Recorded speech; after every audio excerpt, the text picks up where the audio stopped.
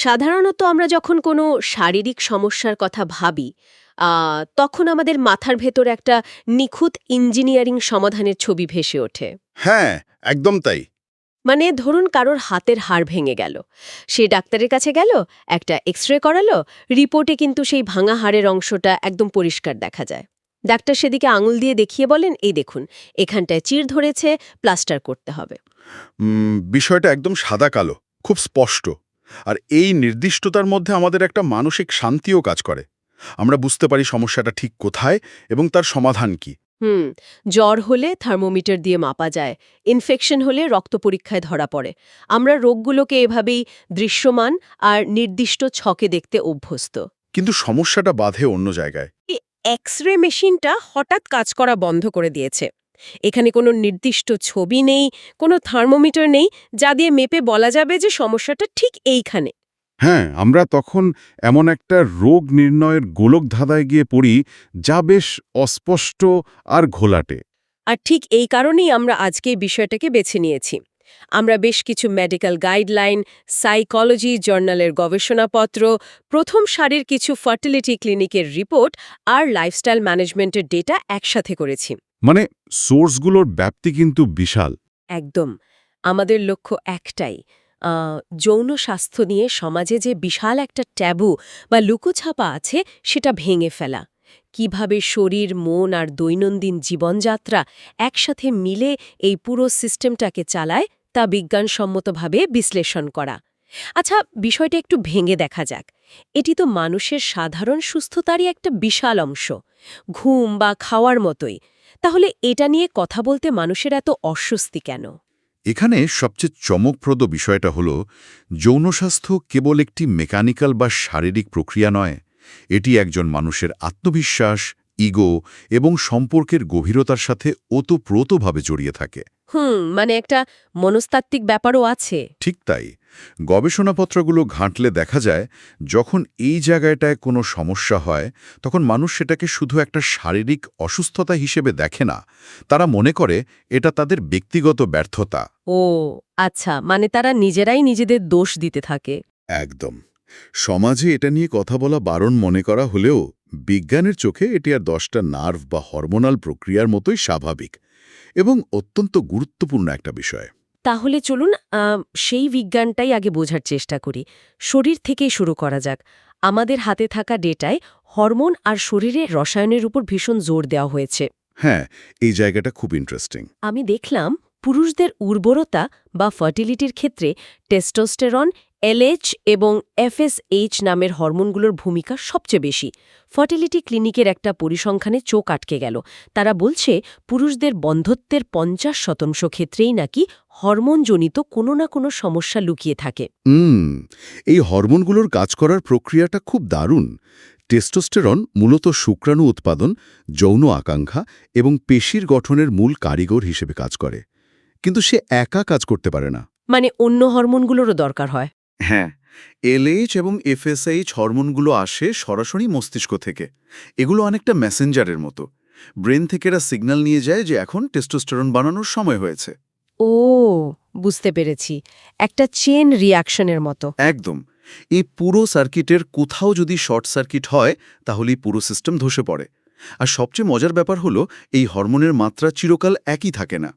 বয়স বাড়ার সাথে সাথে এতে স্বাভাবিকভাবেই ভাটা পড়ে। স্বাভাবিকভাবেই কমে যায়। হ্যাঁ, 30 বছরের পর থেকে প্রতি বছর পুরুষদের টেস্টোস্টেরন প্রাকৃতিকভাবেই 1% হারে কমতে থাকে। দাঁড়ান, হিসাবটা একটু করি। 30-এর পর থেকে প্রতি বছর 1%। তার মানে কারো বয়স যদি 50 হয় তবে তিনি ইতিমধ্যে তার যৌবনের পিক সময়ের তুলনায় 20% টেস্টোস্টেরন এমনিতেই হারিয়ে ফেলেছেন। বাপরে, এটা তো বিশাল একটা অঙ্ক। একদম সঠিক হিসাব। এবং এটি সম্পূর্ণ প্রাকৃতিক। কিন্তু সমস্যাটা শুধু বয়সের নয়। সমস্যাটা হয় তখন যখন আধুনিক জীবনের চাপ এই প্রক্রিয়াটাকে আরও ত্বরান্বিত করে। মানে স্ট্রেসের কথা বলছেন? হ্যাঁ, বিশেষ করে কর্টিসল বা স্ট্রেস হরমোনের প্রভাব এখানে মারাত্মক। কর্টিসল নিয়ে আমি জার্নালে পড়ছিলাম অতিরিক্ত মানসিক চাপে নাকি কর্টিসল লাফিয়ে লাফিয়ে বাড়ে এবং টেস্টোস্টেরনের উৎপাদন একেবারে তলানিতে নামিয়ে দেয়। যদি পুরো ব্যাপারটাকে একটা রূপক দিয়ে বোঝাতে চাই, ভাবুন তো আমাদের শরীরের হরমোনগুলো একটা বিশাল মিউজিক্যাল অর্কেস্ট্রার মতো। চমৎকার একটা কনসেপ্ট। সেখানে প্রতিটি বাদ্যযন্ত্রের একটা নির্দিষ্ট সুর আছে, কিন্তু কর্টিসল নামের বাদ্যযন্ত্রটি যদি অত্যধিক জোরে একেবারে কানের কাছে বাজতে শুরু করে, মানে মানসিক চাপ যদি অনেক বেড়ে যায়, তবে টেস্টোস্টেরনের মতো সূক্ষ্ম ও গুরুত্বপূর্ণ সুরটি পুরোপুরি ঢাকা পড়ে যায়। আপনি আর ওই অর্কেস্ট্রার মূল সুরটাই শুনতে পাবেন না। অসাধারণ একটা তুলনা। ঠিক এভাবেই মানসিক চাপের কারণে শরীরে এক ধরনের রাসায়নিক বিশৃঙ্খলা তৈরি হয়। টেস্টোস্টেরনের সুর তখন আর বাঁচতে পারে না। আর এই বিশৃঙ্খলের পেছনে শুধু স্ট্রেস নয়, অন্যান্য ক্রনিক শারীরিক রোগও সরাসরি জড়িত। ক্রনিক রোগ বলতে যেমন ডায়াবেটিস? হ্যাঁ, বিশেষ করে ডায়াবেটিসের কথা আমাদের বিস্তারিত বলতেই হবে। ডায়াবেটিস শুধু রক্তে চিনির পরিমাণ বাড়ার রোগ নয়। দীর্ঘমেয়াদে রক্তে থাকা এই অতিরিক্ত শর্করা আমাদের রক্তনালী এবং অত্যন্ত সূক্ষ্ম স্নায়ু বা নার্ভগুলোকে ড্যামেজ করে দেয়। চিকিৎসা বিজ্ঞানে একে বলে ডায়াবেটিক নিউরোপ্যাথি। এই নিউরোপ্যাথি বিষয়টা আমি একটু গভীরে বুঝতে চাই। ডায়াবেটিস থাকলে পুরুষদের ইরেকটাইল ডিসফাংশন বা লিঙ্গ উত্থানজনিত সমস্যা হতে পারে, এটা হয়তো অনেকেই জানে। কিন্তু এটা ঠিক কিভাবে ঘটে? রক্তে সুগার বেশি থাকলে রক্তনালীর কি এমন ক্ষতি হয়? ধরুন, আমাদের রক্তনালীগুলো হলো ছোট ছোট ইলাস্টিকের পাইপের মতো। যখন রক্ত চলাচল বাড়ে, এগুলো প্রসারিত হয়। কিন্তু রক্তে অতিরিক্ত সুগার থাকলে সেই সুগারের অণুগুলো ছোট ছোট কাঁচের টুকরোর মতো কাজ করে। কাঁচের টুকরো? বাপরে! হ্যাঁ, বছরের পর বছর ধরে এগুলো ওই ইলাস্টিক পাইপের ভেতরে দেয়ালে ঘষা খেতে থাকে এবং রক্তনালীগুলোকে শক্ত ও অকার্যকর করে দেয়। একই সাথে স্নায়ুগুলো ঠিকমতো সিগন্যাল আদান প্রদান করতে পারে না। তার মানে শরীর সিগন্যাল দিলেও কাজ হয় না, শিউরে উঠতে হয়। আচ্ছা, সোর্সে আরও একটা অদ্ভুত এবং বেশ ভয়ের সমস্যার কথা বলা হয়েছে, বিপরীতমুখী বীর্যপাত বা রেট্রোগ্রেড ইজাকুলেশন। হ্যাঁ, এটা একটা মারাত্মক ইস্যু। এটা নাকি স্নায়ুর ক্ষতির কারণেই হয়, অর্থাৎ বীর্য স্বাভাবিক পথে শরীরের বাইরে না বেরিয়ে মূত্রাশয়ে বা ব্ল্যাডারে উল্টো দিকে প্রবেশ করে। এটা কিভাবে সম্ভব? এটাও কিন্তু সেই নিউরোপ্যাথিরই ফল। আমাদের মূত্রাশয়ের মুখে একটা ছোট্ট পেশির ভালভ বা দরজা থাকে। যখন ইজ্যাকুলেশন বা বীর্যপাতের সময় হয়, তখন স্নায়ুর নির্দেশে ওই দরজাটা কোষে বন্ধ হয়ে যায়, যাতে বীর্য মূত্রাশয়ে যেতে না পারে। আচ্ছা। কিন্তু ডায়াবেটিসের কারণে যদি ওই স্নায়ুগুলো নষ্ট হয়ে যায়, তখন ওই দরজাটা ঠিকমতো বন্ধ হতে পারে না। ফলে বীর্য সবচেয়ে কম বাধাযুক্ত পথ হিসেবে পেছনের দিকে, অর্থাৎ মূত্রাশয়ে চলে যায়। এটা তো সাংঘাতিক! এবং শুধু পুরুষদের নয়, নারীদের ক্ষেত্রেও ডায়াবেটিস মারাত্মক প্রভাব ফেলে। নার্ভ ড্যামেজ এবং রক্ত চলাচল কমে যাওয়ার কারণে যোনির স্বাভাবিক শুষ্কতা দূর করার লিব্রিকেশন প্রক্রিয়া ব্যাহত হয়, আর এতে লিবিডো বা যৌন আকাঙ্ক্ষা তলানিতে গিয়ে ঠেকে। তার মানে ডায়াবেটিসকে শুধু মিষ্টি না খাওয়ার রোগ ভাবলে বড় ভুল হবে। এটি আমাদের স্নায়ু আর রক্ত চলাচলের পুরো প্লাম্বিং সিস্টেমকেই ভেতর থেকে ধ্বংস করে দিচ্ছে। একদম তাই। আর এই কারণে কেবল লক্ষণ দেখে ফার্মেসি থেকে একটা বড়ি খেয়ে নেওয়াটা ভীষণ বোকামি। মূল কারণ বা রুট কজ হতে পারে সেটা ব্লাড সুগার বা উচ্চ রক্তচাপ, সেটা খুঁজে বের করে নিয়ন্ত্রণ করাটা জরুরি। এই শারীরিক মেকানিজমগুলো তো বুঝলাম, কিন্তু এরপর স্বভাবতই মনের মধ্যে একটা খটকা লাগে। ধরুন কারোর হরমোন একদম পারফেক্ট, রক্ত চলাচলও স্বাভাবিক, ডায়াবেটিস নেই, কিন্তু তারপরও তার তীব্র যৌন সমস্যা হচ্ছে। হ্যাঁ, এমনটা হতেই পারে। শরীর যখন 100% ঠিক, তখন সমস্যাটা আসছে কোথা থেকে? এখান থেকেই তো আলোচনাটা পুরোপুরি মোড় নেয় মনস্তাত্ত্বিক দিকগুলোতে। হ্যাঁ, শরীর একটা ইঞ্জিন হতে পারে, কিন্তু সেই ইঞ্জিনের সফটওয়্যার তো আমাদের মস্তিষ্ক। সাইকোলজিতে বায়োসাইকোসোশ্যাল মডেল বলে চমৎকার একটা ধারণা আছে। এই মডেলে বলা হয়, যৌন সমস্যার পিছনে 4টি আলাদা প্রভাবক বা ফ্যাক্টর কাজ করে। 4টে ফ্যাক্টর? সেগুলো কি কি? এগুলো হলো পূর্বশর্ত বা প্রিডিসপোজিং, উদ্দীপক বা প্রিসিপিটেটিং, রক্ষণাবেক্ষণকারী বা মেনটেনিং এবং পরিস্থিতিগত বা কনটেক্সচুয়াল ফ্যাক্টর। বাপরে, এই টার্মগুলো শুনতে তো বেশ ভারী মনে হচ্ছে। এগুলোকে কি একটু সহজ করে কোনো বাস্তব উদাহরণ দিয়ে বোঝানো যায়, মানে দৈনন্দিন জীবনের সাথে মিলিয়ে? নিশ্চয়ই। ধরুন একজন মানুষের ছোটবেলা কেটেছে এমন এক পরিবেশে যেখানে যৌনতা নিয়ে চরম নেতিবাচক ধারণা দেওয়া হতো, হয়তো বলা হতো এটা খুব খারাপ বা পাপের কাজ। এই অতীত অভিজ্ঞতাগুলো তার অবচেতনে গেঁথে থাকে। এটাই হলো পূর্বশর্ত বা প্রিডিসপোজিং ফ্যাক্টর। আচ্ছা, মানে একটা বেস তৈরি হয়ে আছে। ঠিক। এরপর ধরুন 40 বছর বয়সে তিনি হঠাৎ চাকরি হারালেন বা পার্টনারের সাথে প্রচণ্ড ঝগড়া হলো।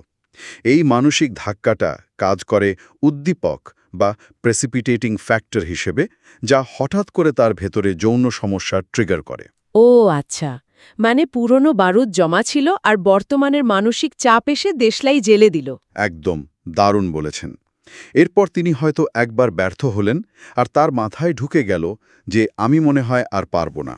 এই পারফরম্যান্সের ভয় বা অপরাধবোধ সমস্যাটাকে দীর্ঘদিন টিকিয়ে রাখে। এটাকে বলে রক্ষণাবেক্ষণকারী বা মেইনটেইনিং ফ্যাক্টর। আর 4 নম্বরটা? আর সবশেষে আসে পরিস্থিতিগত বা কনটেক্সচুয়াল ফ্যাক্টর। যেমন ধরুন তাদের বেডরুমের প্রাইভেসি নেই বা হয়তো পাশের ঘরেই বাচ্চা ঘুমাচ্ছে। এই 4টে বিষয়ে মিলে মনস্তাত্ত্বিকভাবে একটা নিখুঁত ঝড়ের সৃষ্টি করে। বাপরে, এই মডেলটা আসলেই পুরো ছবিটা পরিষ্কার করে দেয়। নারীদের মনস্তত্ত্বের ক্ষেত্রে আমি আরেকটা বিষয় লক্ষ্য করেছি, HSDD বা hypo active sexual desire disorder. হ্যাঁ, এটা নারীদের ক্ষেত্রে খুব কমন একটা সমস্যা। সোজা বাংলায় কোনোভাবেই যৌন আকাঙ্ক্ষা অনুভব না করা। আমি দেখলাম এই সমস্যার সমাধানে ওষুধ বা হরমোনের চেয়ে সিবিটি বা কগনিটিভ বিহেভিওরাল থেরাপি চমৎকার কাজ করে। কিন্তু সিবিটি আসলে করেটা কি? এটা তো শুধু বসে বসে কথা বলা, তাই না? এটা কিভাবে আকাঙ্ক্ষা বাড়াতে পারে? সিবিটি কিন্তু শুধু কথা বলা নয়, এটি মস্তিষ্কের নেতিবাচক চিন্তার লুপ বা চক্রকে ভেঙে ফেলার একটা বৈজ্ঞানিক পদ্ধতি। সেটা কিভাবে কাজ করে? HSDD-তে ভোগা একজন নারী হয়তো অবচেতনভাবেই ভাবতে থাকেন যে আমি দেখতে সুন্দর না, অথবা যৌনতা মানেই কষ্টকর কিছু।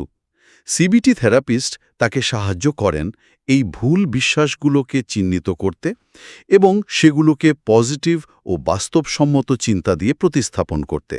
যখনই এই চিন্তার জট খোলে, মস্তিষ্ক আবার শরীরকে পজিটিভ সিগন্যাল পাঠানো শুরু করে। বুঝতে পেরেছি, মানে এক অর্থে সফটওয়্যারের বাগ বা এরার কোড ফিক্স করা হচ্ছে। আর একটা ব্যাপার দেখলাম, বিষণ্ণতা বা ডিপ্রেশনের সাথে যৌন স্বাস্থ্যের সম্পর্কটা অনেকটা দ্বিমুখী রাস্তার মতো। একদম, এটা একটা বিশাল চক্র। বিষণ্ণতায় ভুগলে মানুষের যৌন সক্ষমতা কমে যায়, আবার সেই বিষণ্ণতা কাটানোর জন্য যখন অ্যান্টিডিপ্রেসেন্ট ওষুধ খাওয়া হয়, তখন সেই ওষুধের পার্শ্বপ্রতিক্রিয়া হিসেবেও যৌন আকাঙ্ক্ষা শূন্যের কোঠায় নেমে আসে। এটা তো একটা মারাত্মক লুপ, মানুষ যাবে কোথায়? সত্যি, এটি একটি ভীষণ হতাশাজনক চক্র। অ্যান্টিডিপ্রেসেন্টগুলো মস্তিষ্কের সেরোটোনিন লেভেল বাড়ায়, যা মন ভালো রাখলেও যৌন উদ্দীপনাকে কমিয়ে দেয়। এর পাশাপাশি আরেকটা ভয়াবহ মনস্তাত্ত্বিক বাধা হল কগনিটিভ ইন্টারফিয়ারেন্স বা পারফরম্যান্স অ্যাংজাইটি। এর একটা দারুণ নাম আছে সাইকোলজিতে, স্পেকটেটরিং বা দর্শক হওয়া। দর্শক হওয়া মানে নিজের কাজের নিজেই দর্শক হওয়া? হ্যাঁ, ধরুন আপনি ফুটবল খেলছেন, কিন্তু খেলার বদলে আপনি কেবল ভাবছেন গ্যালারি থেকে আমাকে কেমন দেখাচ্ছে, আমি কি ঠিকমতো দৌড়াচ্ছি। তখন কি আপনি আর খেলায় মন দিতে পারবেন? না, ফোকাস তো পুরোপুরি নষ্ট হয়ে যাবে। যৌনতার সময়েও ঠিক তাই ঘটে। মানুষ যখন পারফর্ম করার চাপে অতিরিক্ত সচেতন হয়ে যায়, তখন সে নিজের আনন্দ থেকে পুরোপুরি ছিটকে যায়। সে শুধু ভাবতে থাকে আমি কি ঠিকমতো করছি, পার্টনার কি খুশি হচ্ছে। এই দুশ্চিন্তা মস্তিষ্ককে এতটাই ওভারলোড করে দেয় যে শারীরিক উত্তেজনার সিগন্যালগুলো মাঝপথেই হারিয়ে যায়। গবেষণাপত্রে বলা হয়েছে যে ল্যাবরেটরি টেস্টে দেখা গেছে সামান্য উদ্বেগ নাকি কখনো কখনো শারীরিক উত্তেজনা বা অ্যারাইজাল বাড়াতে সাহায্য করতে পারে। এটা কিভাবে সম্ভব? উদ্বেগ তো সবসময় খারাপ হওয়ার কথা, তাই না? যদি আমরা বৃহত্তর প্রেক্ষাপটের সাথে এর সংযোগ স্থাপন করি, তাহলে বিষয়টা আপনার কাছে পরিষ্কার হবে। সব উদ্বেগ কিন্তু একরকম নয়। মানে ভালো উদ্বেগও আছে? হ্যাঁ, একটু ভেবে দেখুন, নতুন প্রেমের শুরুতে বা প্রথম ডেটে যাওয়ার সময় যে সামান্য নার্ভাসনেস বা বুক ধরফরানি কাজ করে, সেটা কিন্তু এক ধরনের উদ্বেগ। একে আমরা বলতে পারি সেফ অ্যাংজাইটি বা নিরাপদ উদ্বেগ। এই ধরনের উদ্বেগ আমাদের শরীরে হঠাৎ করে কিছুটা অ্যাড্রেনালিন হরমোন নিঃসরণ করে, যা স্নায়ুকে সজাগ করে তোলে এবং সাময়িকভাবে উত্তেজনা বাড়াতে সাহায্য করতে পারে। ও আচ্ছা, মানে ওই বানজি জাম্পিং করার আগে যে একটা শিহরণ হয়, অনেকটা সেরকম। ঠিক সেরকম, কিন্তু সমস্যা হয় ক্রনিক বা দীর্ঘমেয়াদী উদ্বেগের ক্ষেত্রে। মাসের পর মাস ধরে চাকরির টেনশন, আর্থিক সংকট বা ভালোবাসাহীন দাম্পত্য কলহ যখন উদ্বেগ তৈরি করে, তখন মস্তিষ্ক সেটাকে বিপদ বা থ্রেট হিসাবে ধরে নেয়। আর তখন শরীর অন্যভাবে রিয়্যাক্ট করে। একদম। তখন মস্তিষ্ক শরীরকে বলে, এখন রিপ্রোডাকশন বা রোম্যান্সের সময় নয়, এখন টিকে থাকার সময়। তখন শরীর নিজেকে পুরোপুরি গুটিয়ে নেয়। দারুণ একটা পয়েন্ট। তার মানে মনের অবস্থা, নিরাপদ বোধ করা এবং সম্পর্কের গভীরতা এখানে একটা বিশাল ভূমিকা রাখছে। সমস্যা এবং কারণগুলো তো আমরা অনেকটা ময়নাতদন্ত করে ফেললাম। এবার চলুন সমাধানের উপায় খোঁজা যাক। অবশ্যই। মন এবং শরীরের এই সমস্যাগুলো কিভাবে প্রতিদিনের রুটিন বদলের মাধ্যমে ঠিক করা যায়। আমি লাইফস্টাইলের তালিকায় দেখলাম অতিরিক্ত ওজন, ঘুমের অভাব, জাঙ্ক ফুড, ধূমপান আর অ্যালকোহলকে রীতিমতো ভিলেন হিসেবে দাঁড় করানো হয়েছে। এগুলো ঠিক কিভাবে ক্ষতি করে? সোজা কথায় বলতে গেলে এগুলো আমাদের রক্ত সঞ্চালনের সবচেয়ে বড় শত্রু। অতিরিক্ত ফ্যাট বা চর্বি শরীরে জমা হলে, বিশেষ করে পেটে, সেটি টেস্টোস্টেরনকে ইস্ট্রোজেনে রূপান্তর করতে শুরু করে। আচ্ছা, মানে হরমোনটাই বদলে যাচ্ছে। হ্যাঁ, ফলে পুরুষের স্বাভাবিক সক্ষমতা কমে যায়। আর ধূমপানের কথা তো আগেই বললাম। তামাকের নিকোটিন সরাসরি রক্তনালীগুলোকে সংকুচিত বা সরু করে ফেলে। সুস্থ এবং বাধাহীন রক্ত সঞ্চালনই হল যৌন স্বাস্থ্যের একেবারে মূল ভিত্তি। হ্যাঁ, পুষ্টির ক্ষেত্রেও দেখলাম কৃত্রিম ফার্মাসির সাপ্লিমেন্টের চেয়ে প্রাকৃতিক উপাদানের ওপর খুব জোর দেয়া হয়েছে। ডায়েটে জিঙ্ক সমৃদ্ধ খাবার, আদা ও মধু, ফার্মেন্টেড বা গাঁজানো রসুন মধু, চিয়া সিড এবং ভিটামিন ই এর কথা বারবার এসেছে। এগুলো খুবই কার্যকরী উপাদান।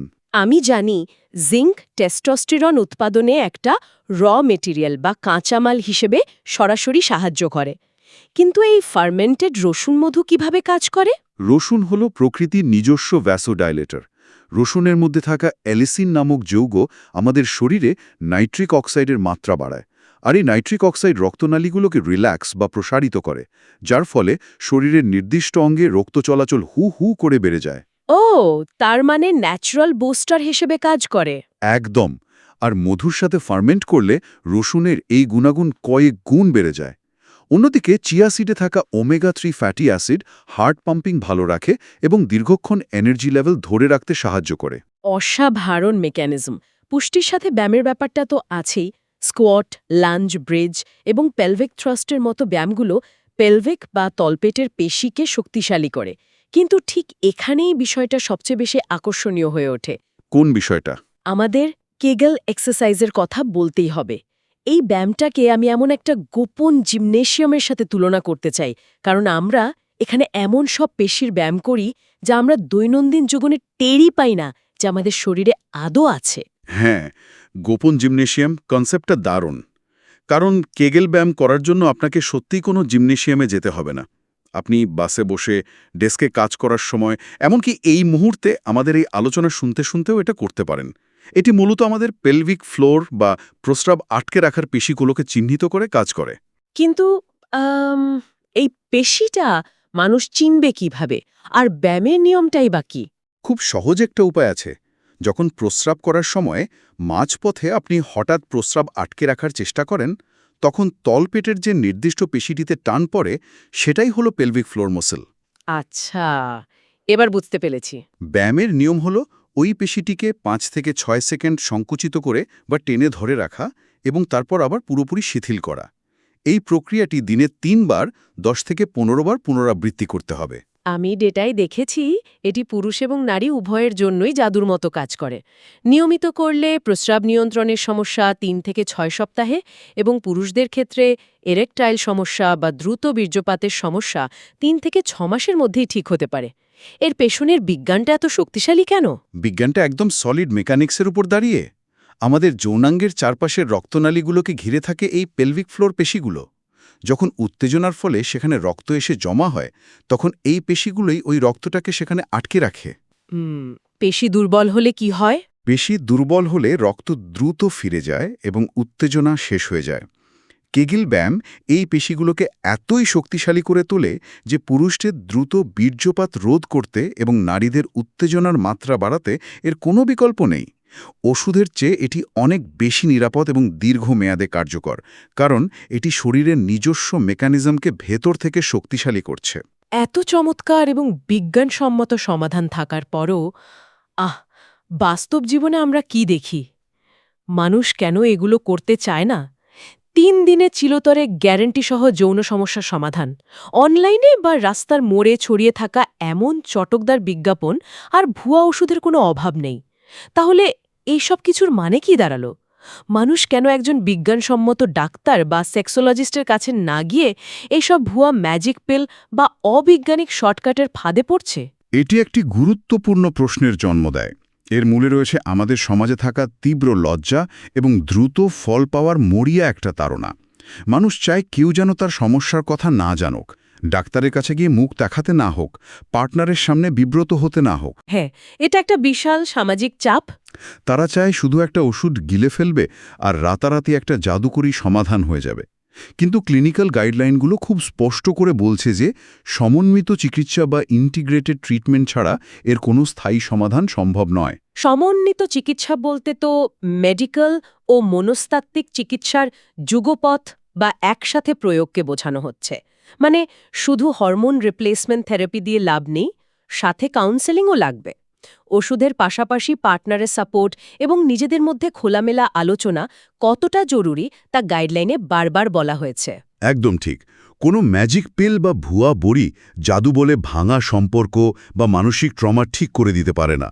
এর জন্য একটু ধৈর্য প্রয়োজন, সঠিক রুটিন মেনে চলা প্রয়োজন এবং সর্বোপরি নিজের শরীর ও মনের সাথে পার্টনারের অনুভূতির একটা মেলবন্ধন থাকা প্রয়োজন।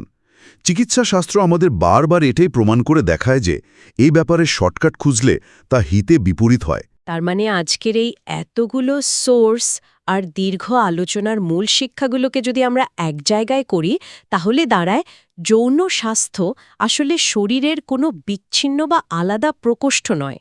এটি একজন মানুষের প্রতিদিনের খাদ্যাভ্যাস, তার মানসিক প্রশান্তি, তার হরমোনের ব্যালেন্স এবং তার জীবনসঙ্গীর সাথে যোগাযোগের একটি সম্মিলিত প্রতিচ্ছবি। কোনো একটা জায়গায় ফাটল ধরলে পুরো দেয়ালেই তার প্রভাব পড়ে। এটি ঠিক করার জন্য পুরো শরীর আর মনকে একসাথে মেরামত করতে হয়। চমৎকারভাবে সামারি করেছেন। শরীর আর মন একে অপরের পরিপূরক। তবে আজকের আলোচনা শেষ করার আগে আমি ডেটাগুলোর মধ্যে লুকিয়ে থাকা খুব ছোট কিন্তু ভীষণ চিন্তার একটা বিষয় তুলে ধরতে চাই। সেটা কি? আমরা আজ ডায়াবেটিস, হরমোন ইমব্যালেন্স বা ডিপ্রেশনের মতো অনেক বড় বড় রোগের কথা বললাম, কিন্তু ডেটায় একটা ছোট্ট অংশে পরিবেশগত বিষ বা টক্সিন সম্পর্কে সতর্ক করা হয়েছে, বিশেষ করে প্লাস্টিকের পাত্রে থাকা বিপিএ বা থ্যালেটসের কথা। প্লাস্টিকের পাত্র মানে আমরা যেসব প্লাস্টিকের বক্সে খাবার রাখি? হ্যাঁ, একটু গভীরভাবে চিন্তা করুন তো।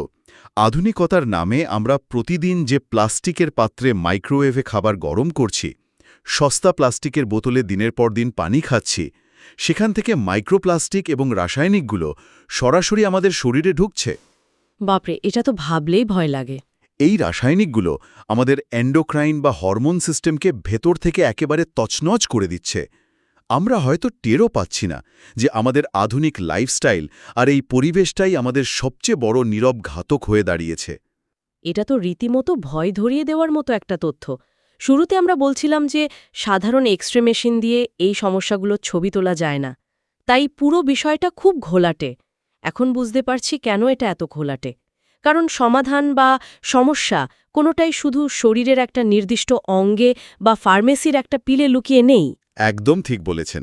এটি লুকিয়ে আছে আমাদের প্রতিদিনের প্লেটের খাবারে, রাতের ঘুমে, পার্টনারের সাথে কাটানোর সময় এবং এমনকি আমাদের রান্নাঘরের ওই সাধারণ প্লাস্টিকের পাত্রটিতেও। এই অদেখা জগৎটাকে বুঝতে পারাই বোধহয় জীবনের আসল এক্সরে। আজ এই নতুন ভাবনাটি নিয়েই আমাদের গভীর অনুসন্ধান শেষ করছি। হয়তো আমাদের চারপাশের অতি সাধারণ অভ্যাসগুলি নিঃশব্দে নির্ধারণ করে দিচ্ছে আমাদের সুস্থতার ভবিষ্যৎ।